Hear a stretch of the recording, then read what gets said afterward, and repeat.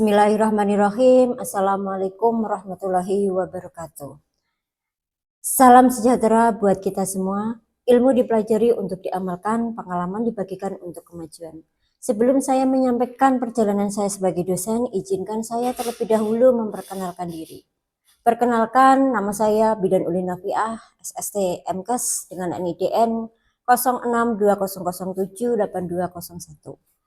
Saya merupakan dosen prodi Diploma 3 Kebidanan Fakultas Ilmu Kesehatan Universitas Sapian Pati. Pada kesempatan ini, saya menyampaikan mata kuliah sesuai dengan bidang keahlian saya, yaitu Asuhan Kebidanan Kehamilan dengan kode mata kuliah BD 301 dengan 5 SKS, teori 3 SKS, dan praktek 2 SKS di semester 3. Pada mata kuliah ini, mahasiswa diharapkan memberikan asuhan kebidanan pada ibu hamil normal dengan memperhatikan aspek budaya yang terdiri dari konsep-konsep, sikap, keterampilan, serta evidence base dalam praktek antenatal care yang menggunakan pendekatan manajemen kebidanan yang berfokus pada upaya preventif, kuratif, deteksi, promotif, dan komplikasi, penanganan awal, kegawat daruratan, serta pendokumentasiannya. Salah satu kewajiban saya sebagai dosen, saya telah menerapkan tridharma perguruan tinggi, salah satunya adalah pengajaran. Dalam upaya meningkatkan kualitas pembelajaran dan pencapaian kompetensi mahasiswa, saya menerapkan sistem pengajaran berbasis DEI, delivery, atau penyampaian materi, interaction atau interaksi pembelajaran, dan assessment atau penilaian hasil belajar. Pada aspek delivery, saya menggunakan PowerPoint untuk menarik dan mengajak mahasiswa berinteraksi, brainstorming, dan berefleksi tentang pengalaman mereka menjadi seorang bidan. Materi yang saya sampaikan atau yang saya sajikan ini mengacu pada capaian pembelajaran lulusan dari mata kuliah Asuhan Kebidanan Kehamilan. Dari capaian pembelajaran lulusan menurunkan 10 CPMK. Nah, 10 CPMK itu dari sub CPMK dibagi menjadi 16 kali pertemuan. 14 kali tatap muka, 1 kali UAS, 1 kali UTS. Capaian pembelajaran lulusan pada mata kuliah ini terdiri dari 4. Pertama, sikap, kedua pengetahuan, ketiga keterampilan umum, dan keempat keterampilan khusus. Di mana di dalam sikap adalah bertakwa kepada Tuhan Yang Maha Esa dan mampu menunjukkan sikap religius, menjunjung tinggi nilai kemanusiaan dalam menjalankan praktik kebidanan berdasarkan agama, moral, filosofi, dan kode etik, profesi, serta standar kebidanan. Berkontribusi dalam peningkatan mutu kesehatan, kehidupan bermasyarakat, berbangsa, bernegara, dan kemajuan peradaban berdasarkan Pancasila. Menghargai keanekaragaman budaya, pandangan, agama, dan kepercayaan, serta pendapat atau temuan orisinal dari orang lain, menghargai martabat perempuan sebagai individu yang memiliki hak-hak, potensi, privasi, keragaman budaya, etnik, dan keyakinan agama. Sedangkan untuk pengetahuan mencakup tentang penguasaan pengetahuan tentang anatomi, fisiologi tubuh manusia, dan biologi reproduksi berkaitan dengan siklus reproduksi perempuan sehingga dapat melakukan asuhan kebidanan di pelayanan kesehatan. Menguasai konsep teori dan prosedur asuhan kebidanan pada kehamilan, pada persalinan, masa nifas, neonatus, bayi, dan prasekolah di komunitas. Menguasai konsep psikologi yang berkaitan dengan siklus reproduksi perempuan. Untuk keterampilan umumnya, mampu menunjukkan kinerja bermutu dan terukur dalam lingkup pelayanan kebidanan, mampu menyusun laporan hasil dan proses kerja akurat dan sahih, serta mengkomunikasikan secara efektif kepada pihak lain yang membutuhkan, mampu bekerja sama, berkomunikasi, berinovasi dalam pekerjaan. Untuk keterampilan khususnya, mahasiswa diharapkan dapat mampu memberikan asuhan kebidanan pada kehamilan sesuai dengan standar mutu yang berlaku dan kode etik profesi sesuai kewenangannya. Mahasiswa mampu berkomunikasi efektif dan terapeutik dengan perempuan, keluarga, masyarakat, serta teman sejawat untuk meningkatkan kesehatan perempuan, ibu, dan anak, mampu melakukan deteksi dini dan penanganan awal kegawat daruratan serta rujukan pada maternal dan neonatal, mampu melakukan dokumentasi asuhan kebidanan pada maternal dan neonatal. Sedangkan untuk 10 CPMK, capaian pembelajaran mata kuliah yang pertama adalah menguasai konsep dasar asuhan pada kehamilan, yang kedua menguraikan adaptasi fisiologi dalam masa kehamilan, yang ketiga menguraikan perubahan anatomi fisiologi ibu hamil dan di semua trimester, menguraikan adaptasi psikologi dalam masa kehamilan, mengelola kebutuhan dasar ibu hamil, menguraikan faktor-faktor yang mempengaruhi kehamilan, memberikan asuhan kebidanan pada masa kehamilan, memberikan KIE pada masa kehamilan, melakukan deteksi dini dan penanganan awal serta rujukan, melakukan dokumentasi asuhan kebidanan pada kehamilan.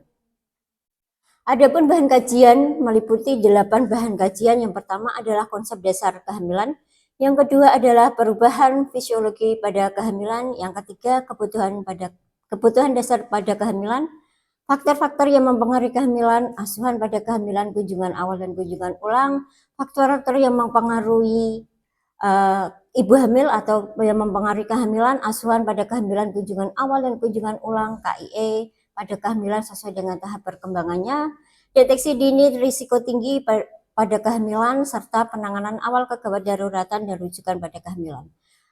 Yang kajian yang terakhir, yang ke-8, yaitu dokumentasi pada asuhan kehamilan. Nah, untuk mendukung kegiatan pengajaran di kelas, saya menggunakan literatur dan referensi dapat berupa jurnal, artikel, buku ajar. Sedangkan buku ajar yang saya gunakan salah satunya adalah buku ajar yang saya tulis, yaitu buku asuhan kebidanan kehamilan, teori dan praktek, yang dimana buku ini saya susun bersama teman-teman seminat pada asuhan kebidanan kehamilan. Itulah aspek delivery yang saya sampaikan dalam proses pengajaran yang saya bawakan. Aspek selanjutnya adalah interaction atau interaksi pembelajaran. Di interaksi pembelajaran ini terjadi antara mahasiswa dengan dosen, dapat dilakukan ketika pengajaran di kelas maupun di laboratorium. Interaksi ini tidak hanya terjadi antara dosen dengan mahasiswa, tetapi antara mahasiswa dengan mahasiswa guna untuk menciptakan suasana belajar yang kolaboratif dan kritis.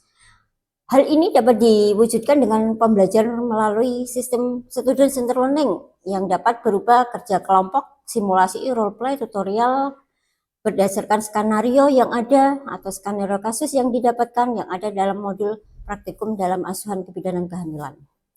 Saya menggunakan platform e-learning, yaitu e-learning usp.ac.id. Melalui e-learning ini, mahasiswa dapat mengakses semua berupa daftar hadir, mengunduh materi, perkuliahan, pengumpulan tugas, UTS, dan UAS. Selanjutnya pada aspek asesmen, penilaian dilakukan secara objektif mencangkup evaluasi kognitif, afektif, dan psikomotorik. Di mana aspek asesmen ini merupakan suatu proses penilaian untuk mengukur kemampuan mahasiswa secara objektif dalam menerima pembelajaran materi di kelas. Indikator penilaian yang saya gunakan terdiri dari kuliah 75%, tutorial 75%, dan praktikum 100%. Komponen akhir dalam mata kuliah ini terdiri dari ujian tulis, penugasan, praktikum. Ujian tulis ada UTS, UAS, di mana UTS 20%, UAS 25%, sedangkan penugasan mandiri atau kelompok 15%, ujian praktikum 40%. Hasil asesmen bisa dilihat di website sia.usp.ac.id, di mana mahasiswa dapat mengakses proses penilaian yang saya lakukan secara transparan dan objektif. Kemudian mahasiswa bisa mengakses melihat hasil KHS-nya di dalam sistem tersebut. Demikian penjelasan terkait aspek yang saya terapkan dalam proses pembelajaran pada mata kuliah asuhan kebidanan kehamilan yang terdiri dari aspek delivery, aspek interaction, dan asesmen. Selanjutnya saya akan menampilkan proses pembelajaran saya yang dilakukan di kelas dengan micro teaching secara luring. Selamat menyaksikan. Wassalamualaikum warahmatullahi wabarakatuh. Oke, selamat pagi. Assalamualaikum warahmatullahi wabarakatuh. Waalaikumsalam warahmatullahi wabarakatuh. Apa kabar semua?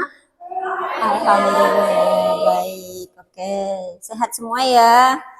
Oke, hari ini kita akan belajar dan diskusi bersama ya terkait perkuliahan atau pembelajaran materi asuhan kebidanan pada kehamilan. Nah, ini merupakan pertemuan kita yang keempat. Kemarin sudah kita bahas tentang konsep dasar kehamilan, perubahan yang terjadi pada masa kehamilan, kemudian faktor-faktor yang mempengaruhi kehamilan. Oke, kali ini sebelum masuk ke materi hari ini, kita nanti akan belajar terkait standar asuhan pelayanan antenatal. Kita flashback dulu ke yang pertemuan yang kemarin atau materi yang saya sampaikan kemarin. Oke. Oke, kita akan belajar terkait tentang hamil. Nah, pengertian dari kehamilan itu sendiri apa? Ya. Proses pertumbuhan dan perkembangan janin di dalam rahim yang dimulai sejak konsepsi atau bertemunya sel telur dan sperma. Oke. Kehamilan 280 hari atau 9 bulan 10 hari. Betul sekali. Di dalam kehamilan itu ada berapa fase atau trimester? 3. Siapa saja yang bisa menyebutkan? Trimester 1 0 sampai 12 minggu, trimester 2 12 sampai 24 minggu, trimester 3 ada 25 sampai 25 minggu. Oke. Kemudian perubahan-perubahan yang terjadi pada masa kehamilan ada apa saja perubahan? 2. Perubahan psiko. Oke. Oke, kemudian kita lanjut tentang materi yang akan kita diskusikan bersama hari ini, yaitu standar pelayanan antenatal care.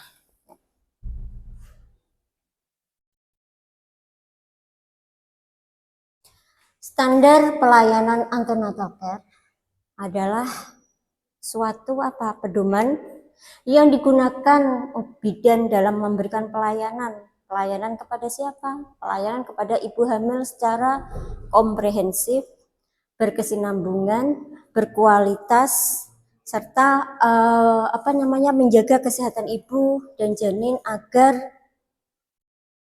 janin nanti sehat dalam kandungan, ibunya sehat selama mengandung dan siap untuk melahirkan serta mempersiapkan untuk menyusui.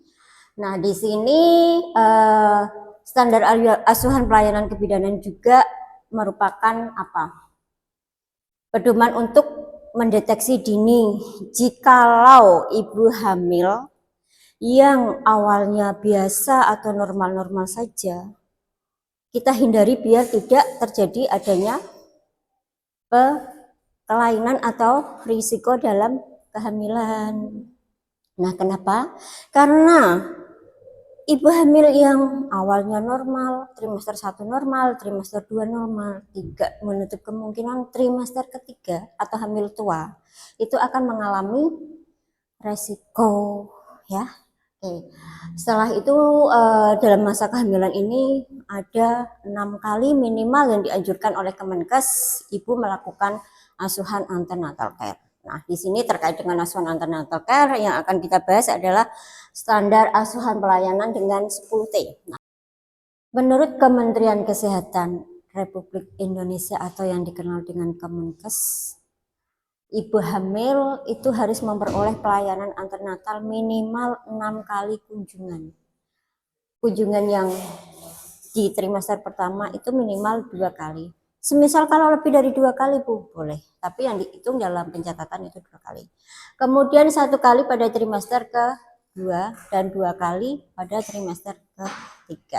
Nah, di sini 6 kali ini boleh ke dokter atau ke ibu bidan, tapi sebaiknya kalau fisiologi yang normal-normal ke tempatnya bu bidan. Tidak menutup kemungkinan kita bisa gimana sih perkembangan janin saya, mau USG atau apa, bisa ke tempatnya dokter. Oke. Nah, di sini tujuan dari standar pelayanan antenatal care yang pertama apa? Memantau kemajuan. Kemudian yang kedua,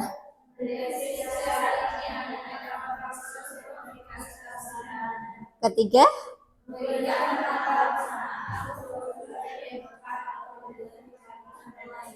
nah keempat,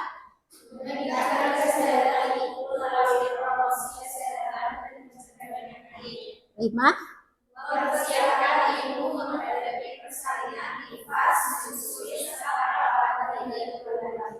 oke, yang keenam,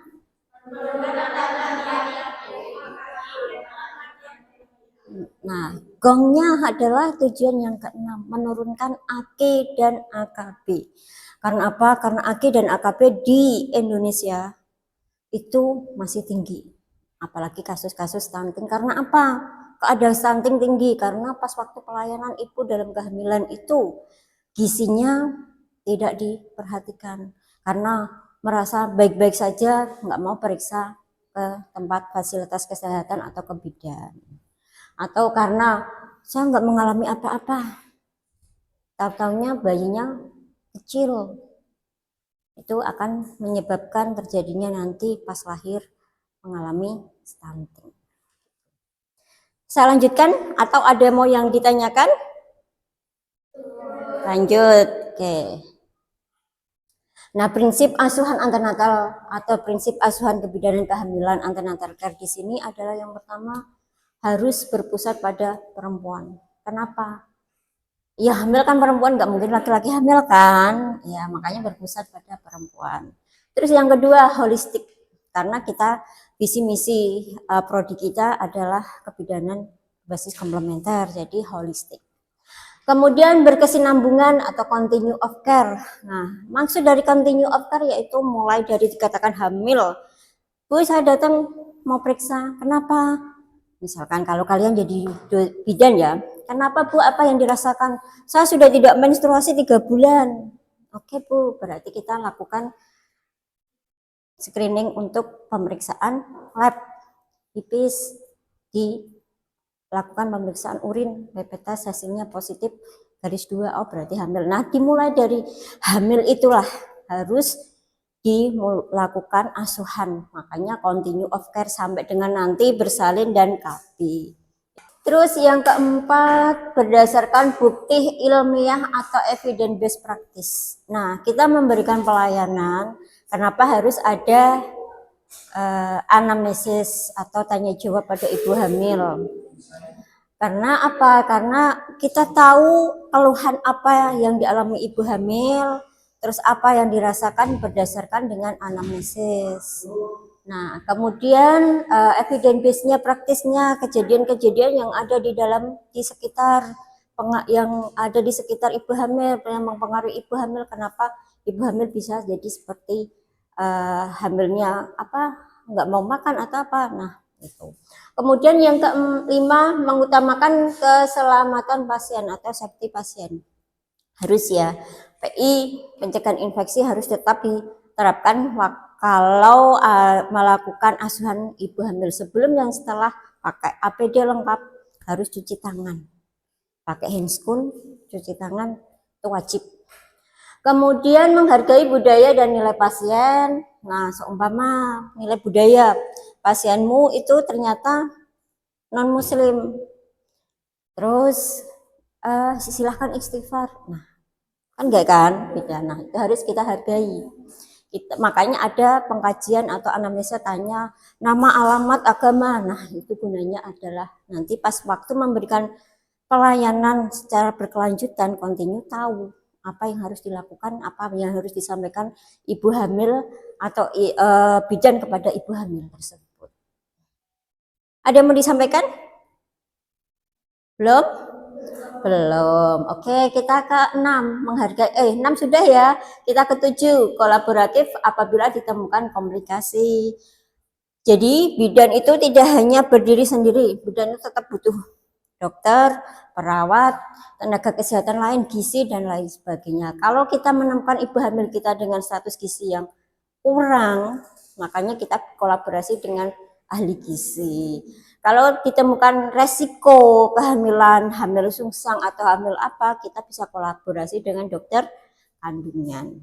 Gitu. Makanya bidan itu enggak berdiri sendiri, harus kolaborasi dengan semua tenaga kesehatan. Terus, nah ini dia mau kita bahas.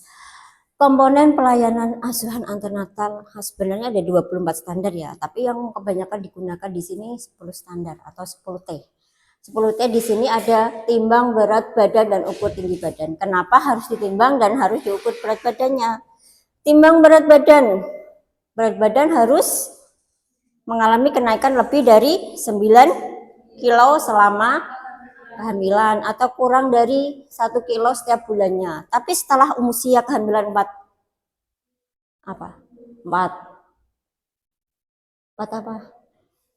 bulan harus ini pertambahannya 1 kilo per bulan. 4 bulan ke atas harus mengalami pertambahan 1 kilo per bulan. Kemudian pengukuran tinggi badan kenapa harus dilakukan? Karena ibu hamil yang tingginya kurang dari 145 145 kemungkinan akan mengalami CFD, cephalopelvic disproporsi, atau kemungkinan sulit melahirkan secara normal atau panggul sempit. Gitu. Oke. Gitu ya. Kemudian yang kedua adalah pengukuran tekanan darah atau tensi atau TD. Kenapa harus dilakukan pengukuran tekanan darah? Untuk mendeteksi resiko terjadinya hipertensi, pre, dan eklamsi. Hipertensi itu kalau kita ukur ibu hamil tekanan darahnya 140/90. Kita sudah mencurigai ibu hamil ini dengan hipertensi. Jadi kita memberikan asuhan atau planning atau penanganan nanti sesuai dengan temuan atau diagnosa yang ada. Hipertensi berarti ibunya harus diberikan Menkes terkait dengan hipertensi. Kemudian preeklamsi.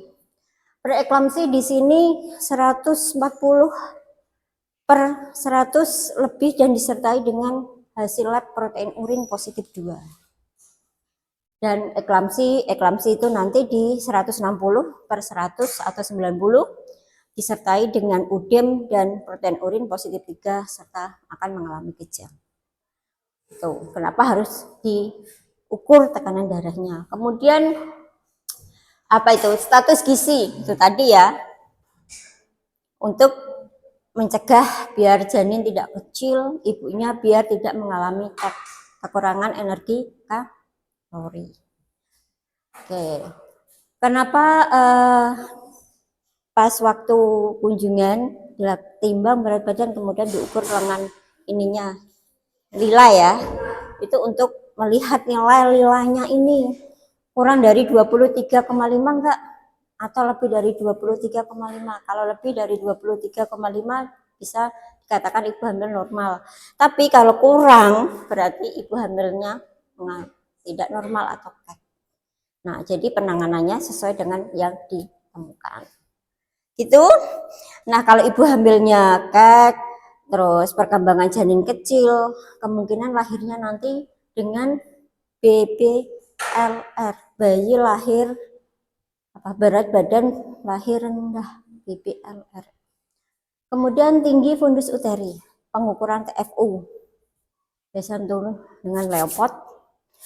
Biasanya itu nanti dilakukan pengukuran Leopard sampai Leopard 1, 2, 3, 4 itu kalau usia kehamilan sudah 24 minggu. Kalau kurang dari 24 minggu paling Leopard 1, 2, 3. Leopard, apa itu si Leopard? Leopard adalah untuk pemeriksaan palpasi pada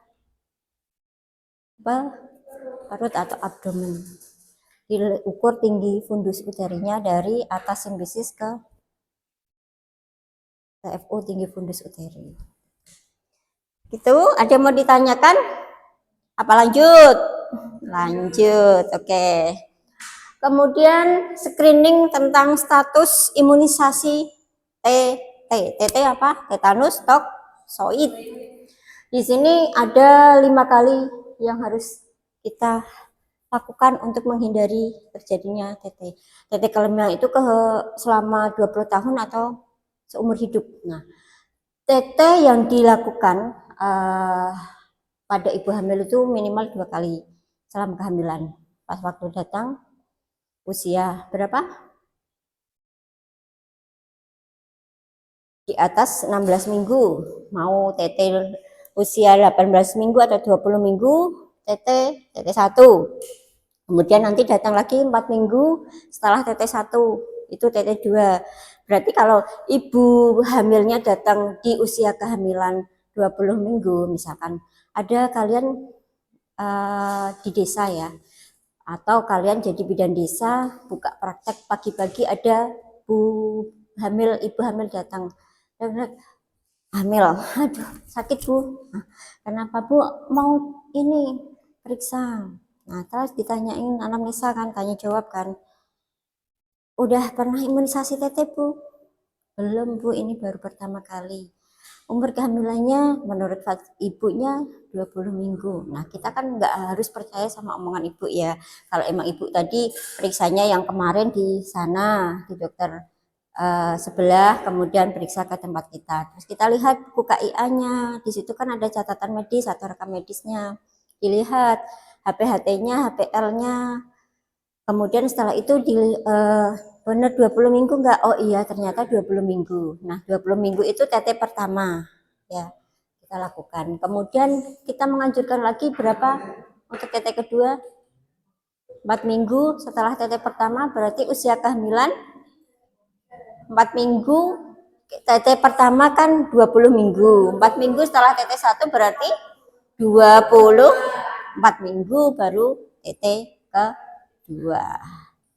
TT ketiga itu nanti 6 minggu 6 bulan setelah TT 2. Oke, itu tadi 10 T ya, asuhan kebidanan atau ANC dengan standar 10 T, pelayanan 10 T. Nah, ada yang mau ditanyakan? Belum? Belum. Oh ya, Mbak Putri. Oke. Mau tanya Bu, Ya. kalau tekanan darah hipertensi itu batas normalnya berapa?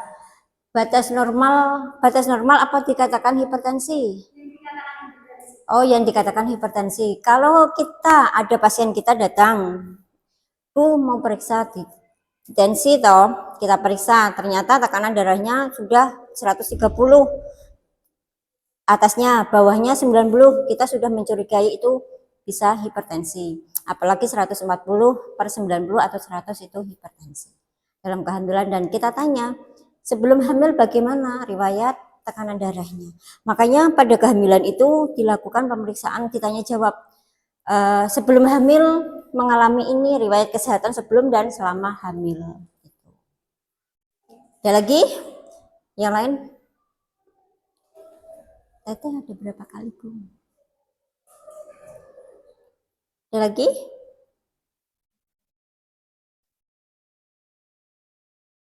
Sudah. Oke, kalau nggak ada saya tanya. Tadi dikatakan preeklamsi dengan hasil pemeriksaan tekanan darahnya berapa dan protein urin bagaimana? Ya. Ya. Hipertensi itu kalau udah lebih dari 140/90 mmHg, terus protein urinnya tinggi. Berapa? Dua dikatakan itu menjadi preeklamsi, itu ditunjang dengan hasil labnya, protein urinnya positif 2, positif 1, 2 bisa. Oke, positif ya. Oke, ada lagi? Saya tanya lagi ya. Ada berapa T tadi?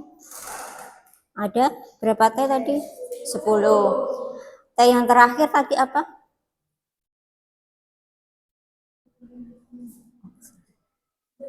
Konseling. T yang terakhir adalah konseling, temu wicara atau konseling.